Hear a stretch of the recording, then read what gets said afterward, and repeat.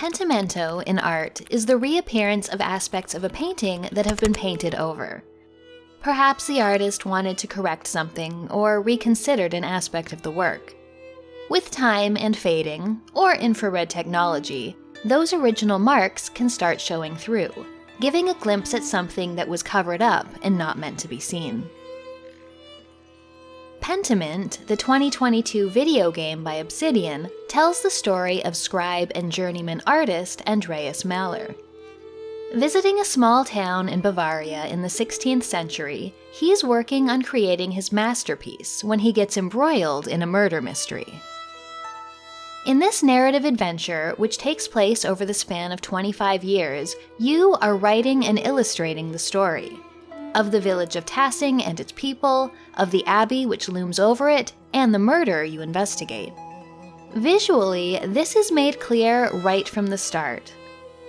A book opens, its first page filled with finely scripted Latin. In principio erat verbum. In the beginning was the word. You take a stone, erase these words from the page, and start writing your own.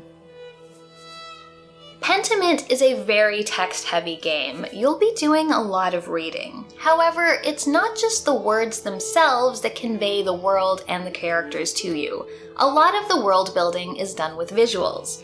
The game's art style, how text is presented, what you see in characters' homes, and even the way time is kept. The game's visual language does an exquisite job of telling the story. Right from the start, the most striking part of the game is the art style. It's one that was carefully considered by game director Josh Sawyer and art director Hannah Kennedy. Scenes are inspired by the style of late medieval illuminated manuscripts and woodcuts from the early age of print. This is fitting not only of the setting of early 1500s Bavaria, but also the specifics of Andreas' story.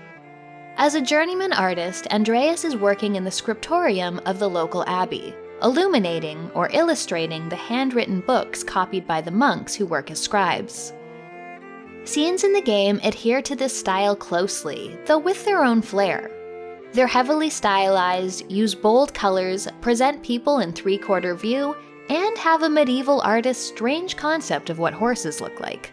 It's not just the characters and landscapes, but the entire interface of the game that takes on the style of an illuminated manuscript. As you travel from screen to screen, you'll see pages of a book flip.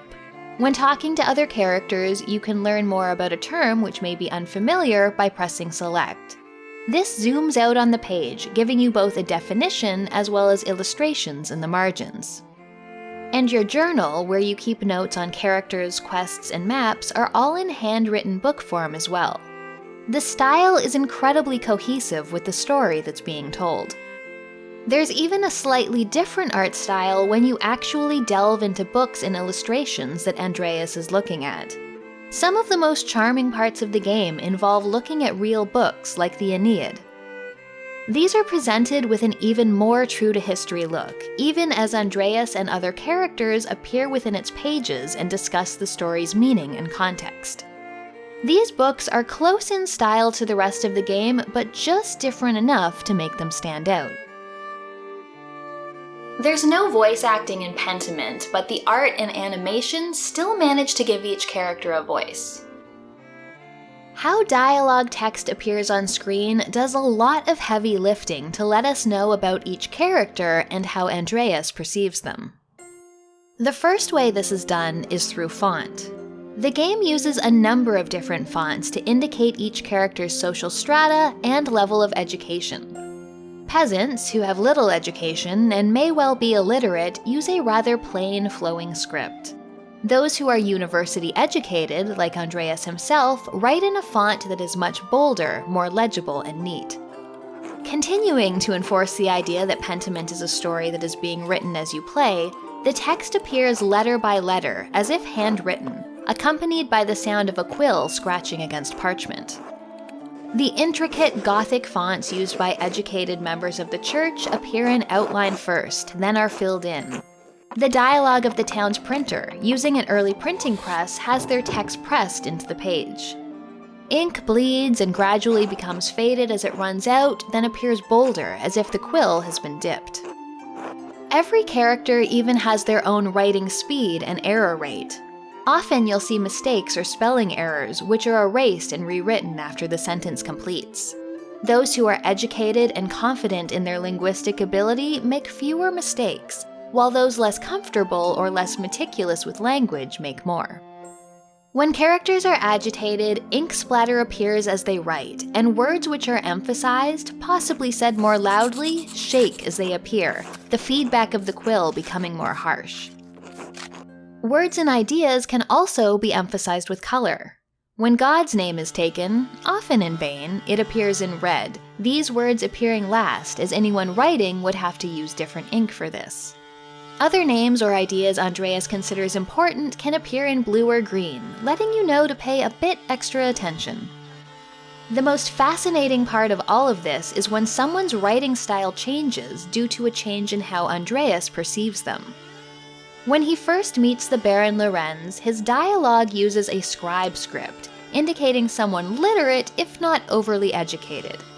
However, once you discuss books and learn how well read the Baron is, his font changes to one similar to Andreas's own. Likewise, when meeting the anchoress Amelie for the first time, Andreas assumes she is quite educated and her dialogue appears in the Gothic script of older monks.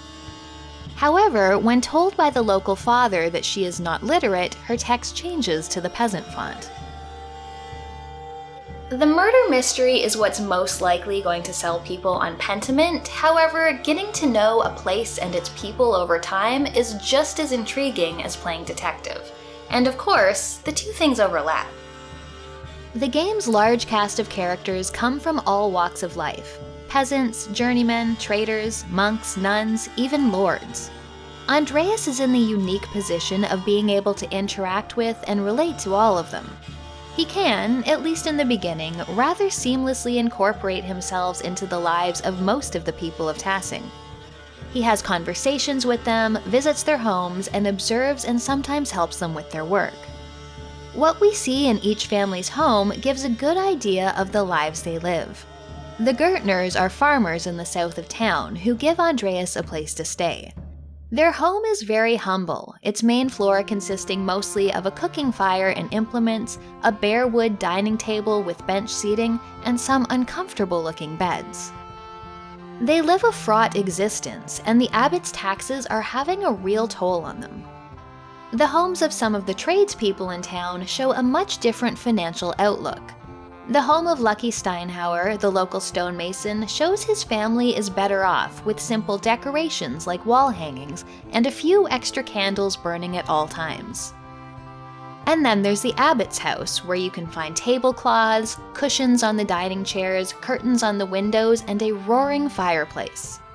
The tax money and charity of the people sure makes for comfortable living quarters for some. You can also tell much about people by the food they serve you when you take a meal with them.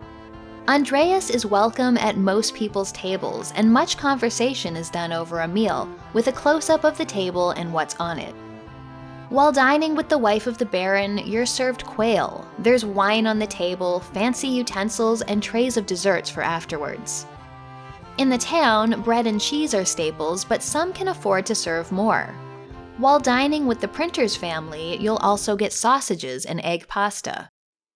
The Gertners serve a meal of potage, a thick stew of vegetables and grains, with just a side of bread. However, they are hospitable and proud, and you'll notice that they offer you, their guest, more food than they take for themselves. The food also acts as a timekeeping mechanism. You have an idea of how much longer the conversation is going to go based on how much food is left on your plate. The March of Time is quite an important aspect of the game, and it's another visual element that contributes to the gameplay and the setting. Time hangs heavy over Andreas. He needs to finish his masterpiece while working on the manuscripts at the Abbey, and in the back of his mind is always his upcoming trip back home to get married and start his own workshop. Once the murder takes place, time becomes a crushing weight. There are many leads to follow, but only a few days before a conclusion must be reached. A familiar sight will soon become a kind of clock face, showing the 7 canonical hours. These provide structure to the day in the abbey, based around a cycle of prayer times. The townspeople are of course impacted by this as well, basing their own daily schedules around these times and the accompanying church bells in order to know when to work, eat, and sleep. Each time we see the image of this wheel rotating, we're reminded of how much of an influence the abbey has over everything and everyone else around it. It's also a ticking clock for us. There are only so many meal times we'll be able to share with people while questioning them. Only so many hours of work to investigate and look for evidence. In the game's third act, which takes place 25 years after the initial murder, things have changed. We no longer see the canonical hours. Instead, we have a mechanical 24-hour clock. As soon as we first see this, it's clear that the abbey and the church overall no longer have such an influence over the town. It's not at all surprising to learn that Tassing now has a lord instead of an abbot. This is only one way in which the town is changing, as Bavaria is entering a period of revolution and reformation. The printing press has become more popular, while handwritten manuscripts are becoming a thing of the past. History is being written at increasingly fast rates. In this final act, we get to decide what will be revealed, what will be recorded, and what will be covered up and painted over with a different story. It's not often I get to play a game whose art style, setting, and narrative weave together so impeccably. Pentiment does a lot to anchor the player in its very specific time and place. Most people aren't going to be familiar with the inner workings of a Bavarian medieval town, but Obsidian's carefully layered visual clues add depth and understanding. This historical mystery is a real sight to behold. Hey everyone, thanks so much for watching this video. I hope you enjoyed it. If you want to see more, why don't you check out one of my other videos here? I have a Patreon if you want to support the channel. Thanks so much for watching, and I'll see you next time.